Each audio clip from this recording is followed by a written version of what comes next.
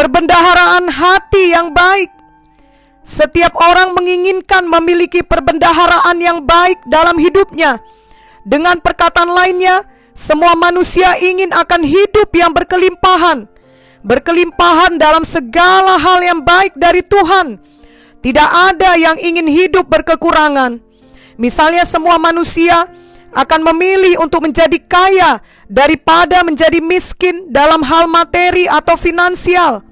Kita akan memilih berkelimpahan dalam kesehatan, dalam pengetahuan dan pendidikan kita, berkelimpahan dengan relasi atau hubungan-hubungan dengan orang-orang yang dapat memberi keuntungan kepada kita. Tetapi di atas segalanya, sesungguhnya yang paling penting adalah agar Tuhan memberikan kepada kita hidup yang berkelimpahan dengan perbendaharaan hati yang baik.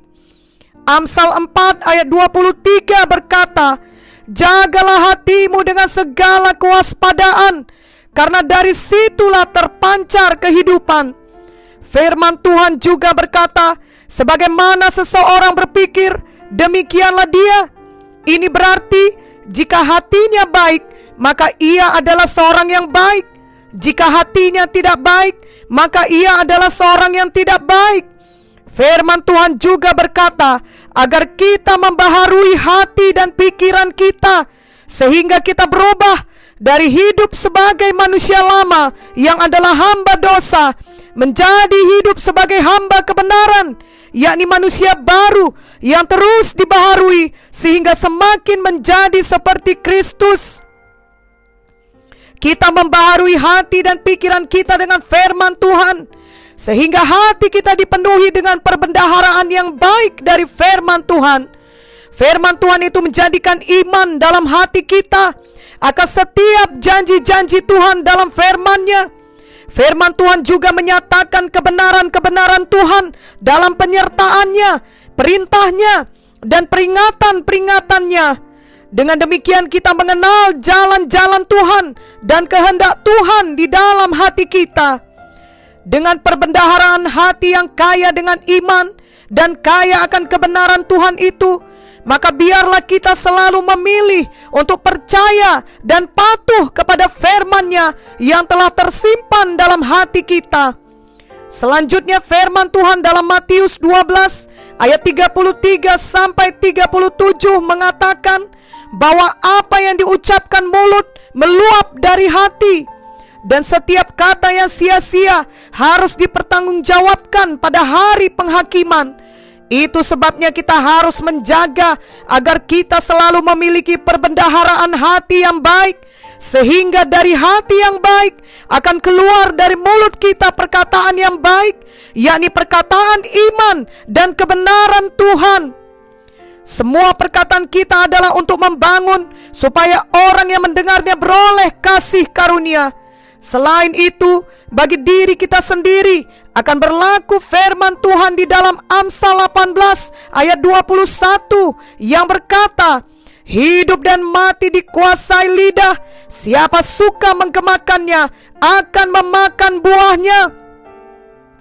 Kita akan menuai hasil yang baik dari kata-kata kita yang keluar dari perbendaharaan hati yang baik. Hidup yang berkelimpahan menjadi milik kita. Bahkan kita mengalami mujizat Tuhan. Oleh karena firman Tuhan berkata, tak ada yang mustahil bagi kita yang percaya. Orang-orang di desa-desa yang dahulu dilayani oleh Bapak Pendeta Benjamin Munte sungguh berubah seluruh kehidupan mereka. Oleh karena pemberitaan firman Tuhan kepada mereka, mereka menanggalkan kehidupan lama yang dalam kegelapan dan dalam perhambaan dosa dan kutuk dosa, dan mereka mulai hidup baru sesuai dengan firman Tuhan yang memenuhi hati mereka.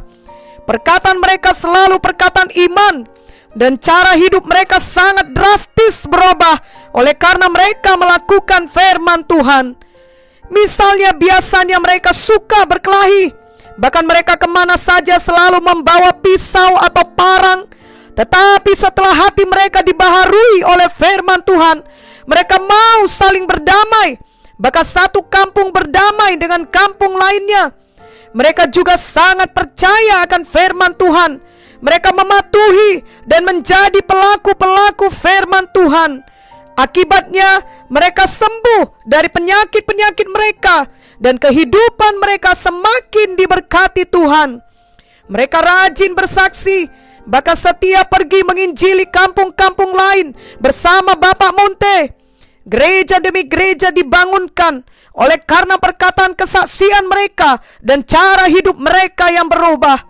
Semua itu dimulai dari perbendaharaan hati mereka yang baik, yang dipenuhi oleh firman Tuhan, yang kemudian keluar dari perkataan mereka yang penuh iman dan membangun orang lain, dan diikuti perbuatan-perbuatan mereka yang berubah dari manusia lama menjadi manusia baru dalam Kristus.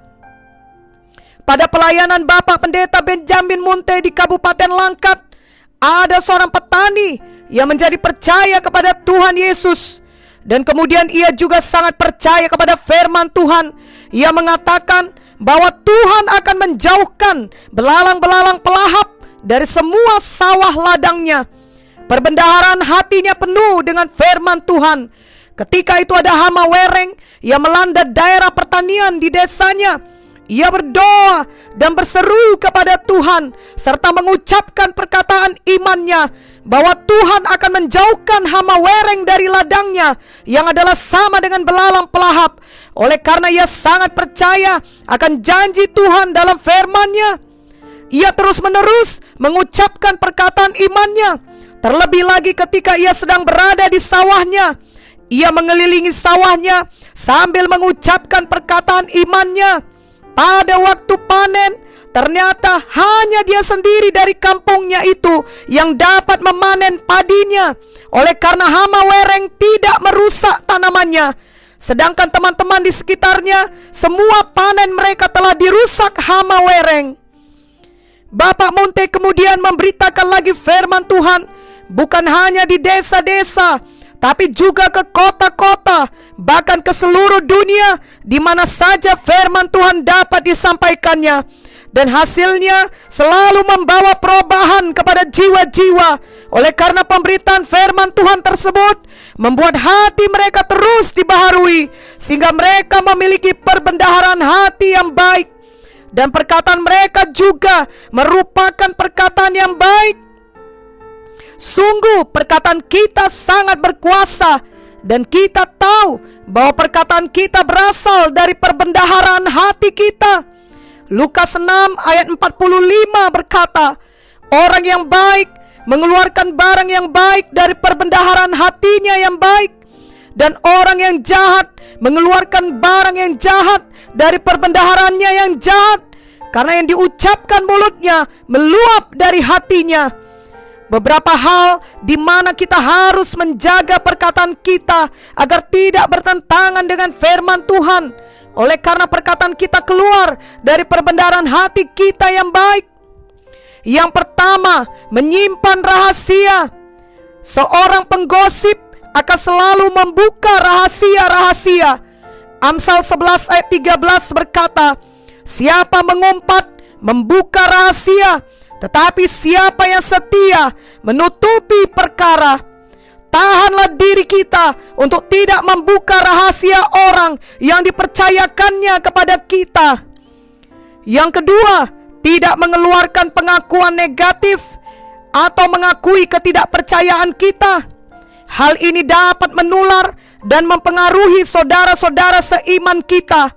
Kita ingat kisah dari 12 pengintai dalam Bilangan 13 dan 14, di mana pengakuan yang negatif dari 10 orang pengintai mengecilkan hati semua orang Israel dan menyebabkan mereka berkeluh kesah dan mengeraskan hati terhadap janji-janji Tuhan. Hanya Yosua dan Kaleb tetap mengeluarkan perkataan iman yang seturut firman Tuhan. Biarlah kiranya kita meneladani mereka, khususnya dalam situasi pandemi COVID-19 ini. Yang ketiga, tidak mengucapkan kata-kata untuk membalas dendam. Ketika seseorang melukai hati kita, kita harus berdoa meminta kasih karunia untuk tidak membalasnya dengan ucapan-ucapan yang menyakitkan. Teladan kita yang utama adalah Tuhan Yesus. Yesaya 53 ayat 7 menuliskan, dia dianiaya, tetapi dia membiarkan diri ditindas dan tidak membuka mulutnya, seperti anak domba yang dibawa ke pembantaian, seperti induk domba yang keluh di depan orang-orang yang menggunting bulunya, ia tidak membuka mulutnya. 1 Petrus 2 ayat 22-23 juga menuliskan, ia tidak berbuat dosa dan tipu tidak ada dalam mulutnya. Ketika ia dicaci maki, ia tidak membalas dengan mencaci maki. Ketika ia menderita, ia tidak mengancam, tetapi ia menyerahkannya kepada Dia yang menghakimi dengan adil. Yang keempat, menghindari percakapan yang tidak berguna. Titus 3 ayat 9 berkata, tetapi hindarilah persoalan yang dicari-cari dan yang bodoh, persoalan silsilah, percekcokan dan pertengkaran mengenai hukum Taurat, karena semua itu tidak berguna dan sia-sia belaka. Efesus 4 ayat 29 berkata, janganlah ada perkataan kotor keluar dari mulutmu, tetapi pakailah perkataan yang baik untuk membangun di mana perlu, supaya mereka yang mendengarnya beroleh kasih karunia. 2 Timotius 2 ayat 16 berkata, tetapi hindarilah omongan yang kosong dan yang tak suci, yang hanya menambah kefasikan. Yang kelima, tidak menggunakan bibir untuk menipu. Mazmur 120 ayat 2 berkata, ya Tuhan, lepaskanlah aku daripada bibir dusta, daripada lidah penipu. Wahyu 14 ayat 5 berkata, dan di dalam mulut mereka tidak terdapat dusta, mereka tidak bercela. Yang keenam, waspada terhadap pujian yang menjilat. Pujian palsu ini adalah suatu roh jahat dan sebuah perangkap. Setan adalah seorang yang pandai berbicara, seorang penjilat. Orang dapat terpancing oleh kata-kata seorang penjilat. Pujian yang tulus atau kata-kata yang membesarkan hati itu sangat berarti, tetapi pujian yang menjilat itu lain halnya. Pujian untuk menjilat itu dilebih-lebihkan dan motifnya tidak benar. Penjilat menginginkan sesuatu melalui kata-kata pujiannya.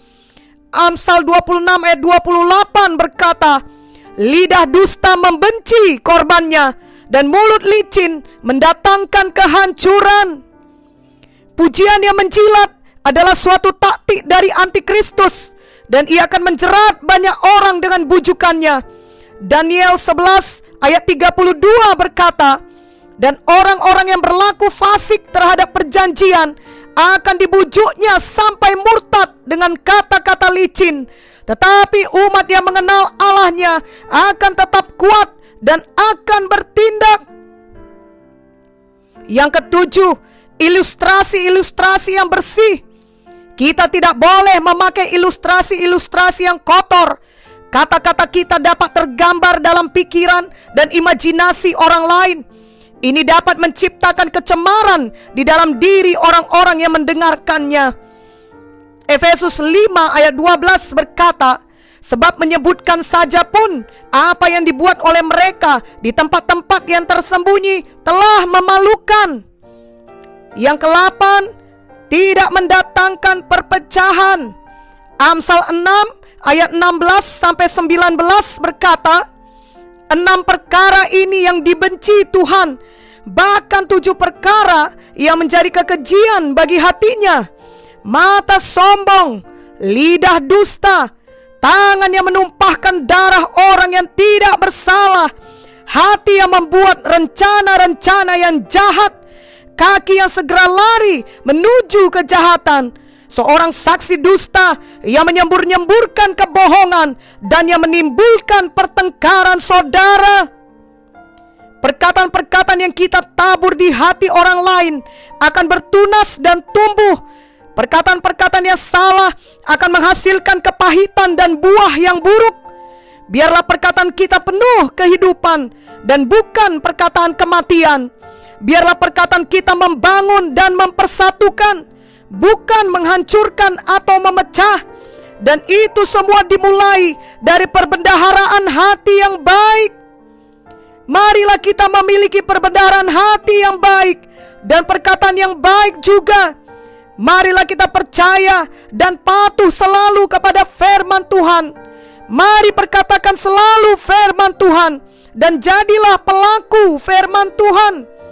Hiduplah sebagai manusia baru dalam Kristus dan alamilah selalu kuasa dan mujizat Tuhan dalam hidup kita sesuai firman-Nya. Semuanya adalah kasih karunia Tuhan kepada kita. Dengan demikian, biarlah nama Tuhan dipermuliakan selalu. Kita menjadi terang di tengah kegelapan. Bagi Dialah segala puji, hormat, dan kemuliaan sampai selama-lamanya. Amin.